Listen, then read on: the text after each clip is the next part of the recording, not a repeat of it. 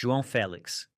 In 2019, Atletico Madrid obliterated their transfer record, paying a staggering €126 million for 19-year-old João Félix. Arriving from Benfica, he was immediately burdened with the heavy title of the next Cristiano Ronaldo. The hype was immense. He had just claimed the Golden Boy Award, validated by a breakout season where his technical elegance and vision were undeniable. He wasn't just a prospect, he was signed to be the franchise superstar of La Liga, possessing a rare ability to drift between lines and dismantle defences with effortless skill. But this potential hit a wall in the form of a brutal, systemic mismatch. Felix's need for creative freedom collided violently with the manager Diego Simeone's rigid defensive philosophy, where Simeone demanded suffering, physical grit, and constant tracking back.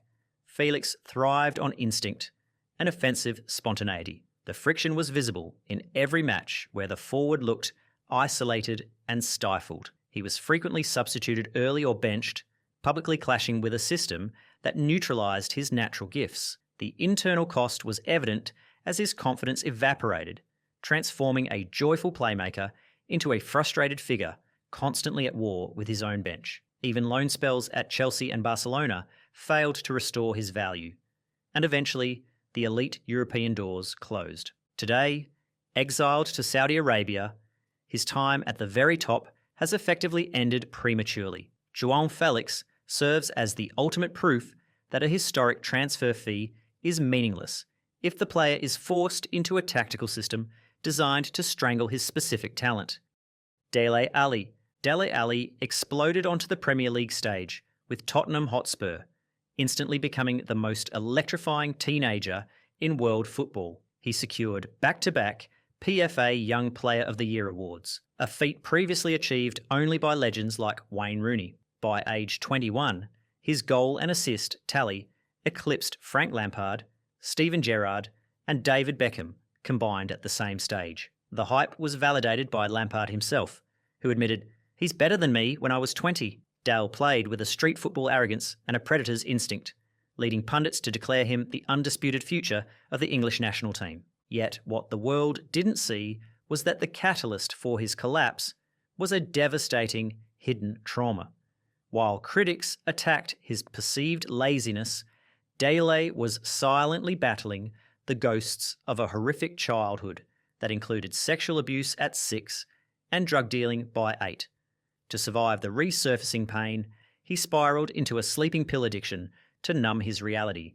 The situation hit a painful low during his loan to Besiktas, where the decline became public and humiliating. He was booed off the pitch by his own fans and frozen out of the squad, labelled a waste by coaches who saw the symptoms but missed the disease. The internal cost was a total psychological fracture. He later revealed he was winning the fight in training, but losing the battle inside, masking deep wounds until he finally broke down in a public confession. Today, at 28, and fighting to save his career, Dele Alli serves as a haunting reality check for the industry. He is the ultimate proof that you can outrun the world's best defenders, but you cannot outrun your own history. Giovani dos Santos. Giovani dos Santos emerged from Barcelona's La Masia Academy as the chosen heir to Ronaldinho. After leading Mexico to U17 World Cup glory, he broke into the Barca first team at 18, displaying electric dribbling and technical flair that stunned onlookers. He was widely tipped as a future Ballon d'Or winner, with comparisons to the Brazilian legends before him. In his final game for the club, he scored a stunning hat-trick against Real Murcia, a performance that seemed to confirm his destiny. He wasn't just a prospect, he was the crown jewel of a golden generation, possessing a natural skill set that rivaled the very best in the world. Unfortunately, his fall from grace was fueled by a toxic mix of poor discipline and lifestyle choices. Upon moving to Tottenham Hotspur, the creative freedom he enjoyed in Spain vanished, but his off-field behaviour sealed his fate. His reputation effectively hit a dead end under manager Harry Redknapp, who famously criticised his work ethic, stating, "If he could pass a nightclub as well as he can pass a ball, he'd be a good player." Instead of adapting to the Premier League, Giovani became known for late nights and a lack of professionalism. He was shipped out on unglamorous loans to Ipswich Town and Galatasaray, looking disinterested and unfit, his elite potential eroding with every failed stint. After drifting through the MLS and Mexican leagues in his late 20s, and now 35 and without a club, Giovani dos Santos is the definitive example of how world-class natural talent is worthless without the mental discipline to sustain it. Mario Götze. Mario Götze didn't just emerge at Borussia Dortmund. He arrived as the chosen one of German football. By 21, he had secured a controversial transfer to Bayern Munich, with legend Franz Beckenbauer explicitly crowning him the German Messi. The hype reached its zenith in 2014, when he chested down a cross and volleyed in the World Cup winning goal for Germany. At that moment, he wasn't just a star. He was a national immortal who had seemingly completed football before his prime had even truly begun. Tragically, his decline was driven by a silent, invisible enemy, a rare metabolic disorder. While fans and pundits ruthlessly criticised his apparent weight gain and sluggish performances, accusing him of unprofessionalism and laziness, his body was secretly attacking itself. The eventual diagnosis revealed the cruel truth. His muscles were failing to burn fat or recover, systematically stripping away the electric agility that defined his game. The heartbreaking turning point was the realization that he could no longer train at elite intensity. The explosive dribbler was gone, trapped in a body that refused to cooperate with his talent. At 33, reinvented as a functional midfielder at Eintracht Frankfurt, Götze's career is a bittersweet paradox. He scored the most important goal in history, yet his biology prevented him from ever becoming the legend who scored it. Renato Sanches. In 2016, Renato Sanches was the most coveted teenager on the planet. After starring for Benfica, he became the engine of Portugal's Euro 2016 winning side, claiming the Golden Boy Award and the tournament's Best Young Player trophy. Bayern Munich paid an initial €35 million for the 18-year-old, convinced they had signed a generational powerhouse. He was a physical phenomenon, possessing the strength of a veteran and an explosive ability to drive through entire midfields. The hype was absolute. He was widely viewed as the prototype for the complete modern midfielder, but his career has been dismantled by a relentless cycle of chronic injuries. While his time at Bayern was marked by a loss of confidence, famously passing the ball to an advertising hoarding, it is his body that has permanently stalled his career. Every time Sanchez rebuilds his momentum, specifically during his revival at Lille, a muscle tears. Instead of one specific incident, his moment of no return is a recurring nightmare. He has sustained over 20 separate injuries since leaving Portugal. At PSG and Roma, he spent more time in rehabilitation than on the pitch. The internal cost is visible. He has been captured weeping on the sidelines after non-contact injuries, fully aware that his own explosive athleticism is destroying his muscles. Now, in 28, and attempting a fragile return to Benfica, Renato Sanches is a tragedy of reliability. He is a world-class engine inside a chassis that breaks every time it reaches top speed. Karamoko Dembele. In 2016, Karamoko Dembele broke the internet. At just 13 years old, he made his debut for Celtic's under-20 side, playing against fully grown men. The footage went viral instantly, a tiny figure dancing through heavy tackles with ludicrous ease. He was immediately dubbed Celtic's mini Messi and the future of Scottish football. The hype was unprecedented. He was named in prestigious global lists of outstanding talents before he had even hit puberty. He wasn't just a prospect, he was a social media phenomenon expected to dominate the sport for the next 2 decades, based on clips of him embarrassing children. But as the years passed, he hit a harsh physical reality check. As his peers grew, Dembele remained diminutive, and the overwhelming advantage he held as a precocious child evaporated in the senior game. The dream began to fade as he struggled to transition from an academy novelty to a first-team regular. The defenders were no longer teenagers. They were professionals who physically bullied him off the ball. Realising the pathway at Celtic was blocked, he moved to Brest in France, but barely played. He was forced to drop down to Blackpool in League One to find minutes, a devastating regression from the Champions League nights he was promised as a child. Today, at 21, and rebuilding his career in the English Championship with QPR, the world beater label has long since vanished. Karamoko Dembele serves as the ultimate warning against the viral industrial complex. Crowning a child as a king before they have even finished growing is a recipe for inevitable disappointment. Jadon Sancho. Jadon Sancho arrived at Borussia Dortmund as a teenager and rapidly evolved into a statistical phenomenon. By age 20, he was widely labelled a generational talent, producing numbers that rivaled Lionel Messi's early years. In the 2019 to 2020 season alone, he delivered a staggering 17 goals and 16 assists in the Bundesliga. Pundits and legends like Lothar Matthäus declared him the future of football, praising his street football unpredictability and technical arrogance. He wasn't just a winger, he was the creative engine of a major European heavyweight, valued at over 100 million euros. But this trajectory was derailed by a toxic mental and systemic clash. The intense pressure of his £73 million move to Manchester United weighed heavily, but the situation imploded under manager Erik ten Hag. Matters reached a breaking point with a public war of words in September 2023. After being dropped for poor training performance, Sancho posted a viral statement on social media claiming he was being made a scapegoat. He refused to apologise, leading to a total exile. He was banned from first-team facilities and forced to train alone or with the academy. The internal cost was a complete loss of rhythm and confidence, as the player who once danced past defenders was reduced to an outcast watching from home. At just 25, and currently on loan at Aston Villa, after underwhelming spells back at Dortmund and Chelsea, Sancho has become a luxury problem passed around Europe. He stands as proof that talent without discipline is a depreciating asset. Jordon Ibe.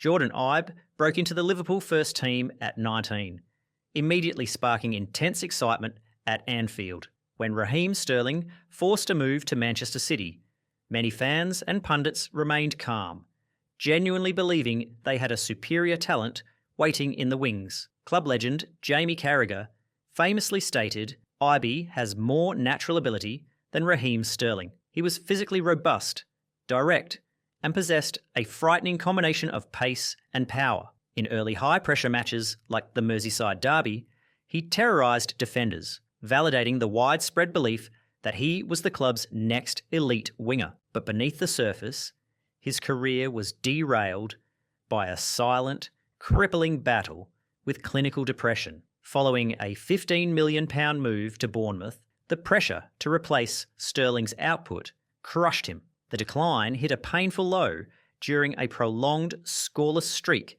where he failed to net a single goal in nearly 50 league appearances. He wasn't just out of form, he was visibly detached from the game. Ibe later revealed in a heartbreaking confession that he was in a dark place, suffering from severe mental health issues that made showing up to training an impossible burden. His contracts were terminated or expired as he drifted from the Championship to the Turkish Second Division, often going AWOL as the mental weight became insurmountable. Today, at 29, the man once rated higher than a Premier League centurion has plummeted to the 7th tier of English football. Jordon Ibe stands as a stark reminder that raw physical power means nothing if the mind is silently suffering behind the scenes. Nick Powell. In 2012, Sir Alex Ferguson made one of his final transfer gambles, plucking 18-year-old Nick Powell from League Two side Crewe Alexandra for £6 million. It was a massive endorsement. Ferguson rarely shopped in the 4th tier, but he declared Powell an exceptional talent destined to fill the void left by Paul Scholes. The hype appeared instantly validated when Powell scored a thunderous long-range screamer on his debut.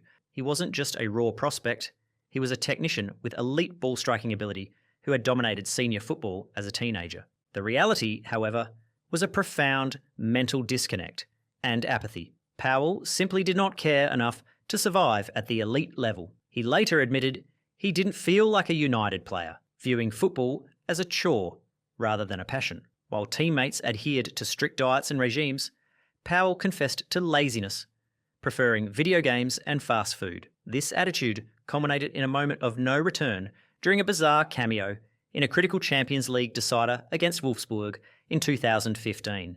Subbed on to save the game, he looked completely indifferent and out of shape, a tourist in a high-stakes war. He wasn't battling for his spot, he was just waiting for the contract to run down. Now 30 and playing back in League Two with Stockport County, Nick Powell represents the frustration of wasted ease. He possessed the feet of a Champions League midfielder, but the mindset of a Sunday League hobbyist. Charlie Musonda Jr. Charlie Musonda Jr. wasn't just a prospect at Chelsea. He was the crown jewel of the world's most dominant youth academy, joining at 15 amidst a tug-of-war between Barcelona and Real Madrid. He was widely considered the most naturally gifted teenager of his generation. Insiders and coaches frequently whispered he was better than Eden Hazard at the same age. His brilliance was undeniable. A two-footed dribbling wizard who ghosted past defenders with terrifying ease, winning the Academy Player of the Year and demanding first-team football with the arrogance of someone who knew they were destined for the top. However, his trajectory was shattered by horrific physical trauma. While on loan, he suffered a devastating posterior cruciate ligament, a specific type of knee damage that ruins explosive agility. He faced a definitive moment of no return when the doctor delivered a brutal verdict. He was given a mere 20% chance of ever playing professional football again. Musonda disappeared into the medical void for nearly 4 years, missing over 1,000 days of active sport. He didn't just miss matches, he missed his entire developmental prime. He battled in silence, posting emotional updates from the gym as he learned to run again, while the football world moved on and forgot him. Now, 28, and attempting a final resurrection with Levante in Spain, his career is a tragedy of biology. Charlie Musonda represents the ultimate cruelty of the sport, a masterpiece destroyed before it was ever unveiled. Paulo Henrique Ganso. Paulo Henrique Ganso emerged at Santos as the sophisticated brain of a deadly duo, with Neymar as the soloist. While Neymar provided the chaos, Ganso provided the order, possessing a left foot and vision that drew serious comparisons to Zinedine Zidane. He was the classic number 10, the conductor expected to lead the Brazilian national team's midfield for a generation. At 20, many purists in Brazil actually argued he was the superior talent to Neymar, citing his cerebral control over the tempo of a match. The harsh reality, however, was that Ganso was a victim of tactical obsolescence. He was a player out of time.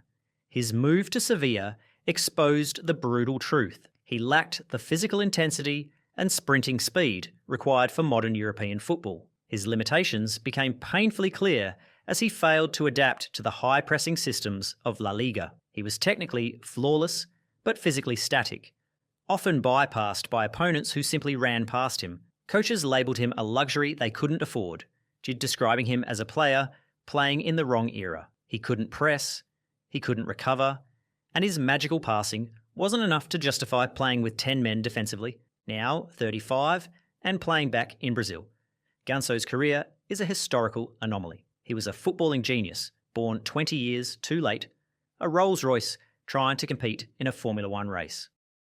Adriano, known globally as the Emperor, was a terrifying physical anomaly. At Inter Milan, he combined the technical silk of Ronaldo Nazario with the brute strength of Zlatan Ibrahimovic. For a brief window in the mid-2000s, he was arguably the best striker on earth. His left foot was legendary, immortalised by a 99 shot power rating in video games that actually mirrored reality. He didn't just score goals, he bullied defenders and ripped nets, looking destined to rule world football and lead Brazil to World Cup glory. But the Emperor's reign was cut short by tragic, trauma-induced depression. The death of his father was the catastrophic event that shattered his psyche. Adriano later admitted, "My love for football was never the same." To numb the grief, he spiraled into severe alcoholism, confessing he only felt happy when he was drinking. The heartbreaking turning point was his rapid physical decline. The once sculpted athlete began showing up to training drunk or overweight. Inter Milan tried to protect him, but the addiction was relentless. He abandoned Europe in his prime, unable to cope with the demands of the elite level while fighting his internal demons. Having retired prematurely after drifting through clubs, Adriano is the sport's most heartbreaking what if. He was a king who vacated his throne because the crown became too heavy to bear after his father died. Ricardo Quaresma.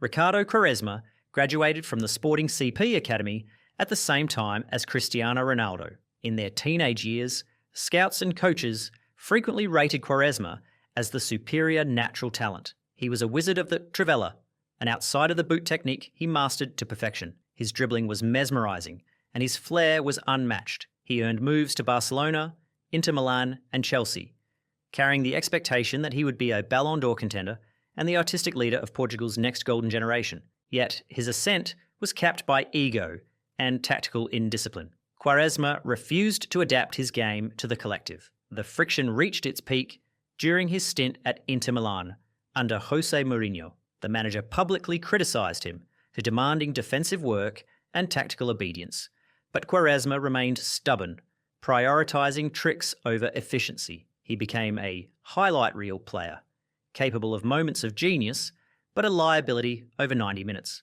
While Ronaldo obsessed over stats and winning, Quaresma obsessed over aesthetics. He bounced between top clubs, failing at every single one because he refused to be a soldier in a system, eventually finding his level in Turkey where the pressure was lower. Now, 41 and retired, Quaresma's legacy is one of frustrated brilliance. He is the ultimate example of a player who had all the magic in the world, but none of the mindset required to wield it consistently. Lucas Piazon. In 2011, Chelsea secured the signature of Lucas Piazon, the new Kaká from São Paulo. The comparison was uncanny.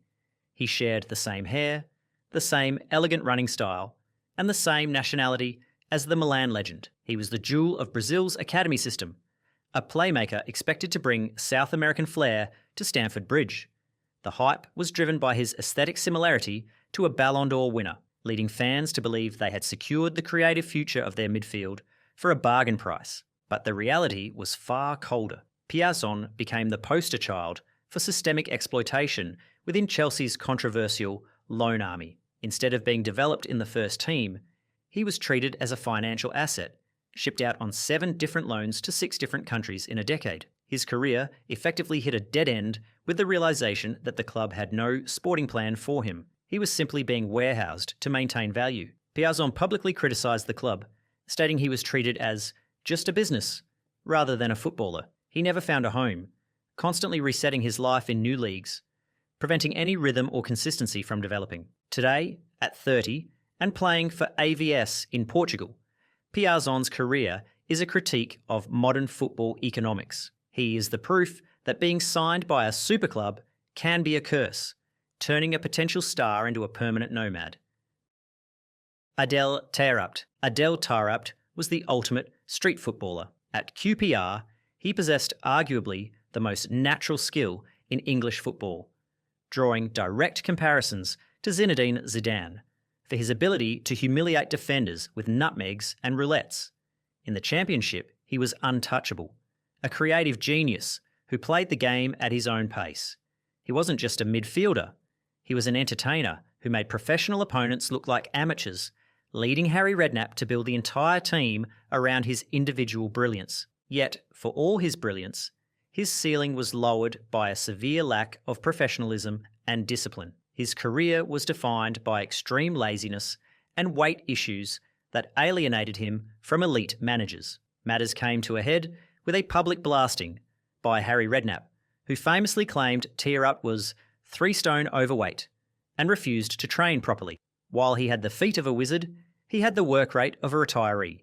He wasted his prime years battling the scales and his own ego, believing his talent alone exempted him from the physical demands of the Premier League. Currently 35 and playing in the UAE, Taarabt remains a cult hero rather than a legend. He had a late career renaissance at Benfica as a disciplined midfielder, but his legacy is one of frustrated genius, a player who conquered the streets but refused to conquer the gym. Michael Johnson. Michael Johnson burst into the Manchester City first team as a teenager, immediately hailed as the next Colin Bell and a future England captain. He was the complete midfielder, possessing the driving energy of Steven Gerrard and the physical power of Michael Ballack. Sven-Göran Eriksson described him as perfect, and for a brief window, he dominated Premier League games against seasoned veterans. He wasn't just a prospect, he was the heartbeat of a club on the rise, destined to lead City into their new era of wealth. Tragically, his ascent was cut short by a combination of chronic injury and mental health struggles. A series of severe abdominal injuries kept him off the pitch for years, isolating him from the squad. This physical pain led to a devastating mental spiral. Unable to cope with the pressure of expectation and the pain of recovery, he retreated from the world. Photos emerged of him looking unrecognisable, and he retired at just 24 to protect his sanity. He later admitted that the spotlight terrified him, and the injuries stripped away his coping mechanisms. Now 36 and completely removed from football, Michael Johnson is a sombre reminder of the human cost of the sport. He was a Rolls-Royce engine that was switched off before it ever got to cruise on the highway. John Bostock. At just 14, John Bostock was the most coveted child in football.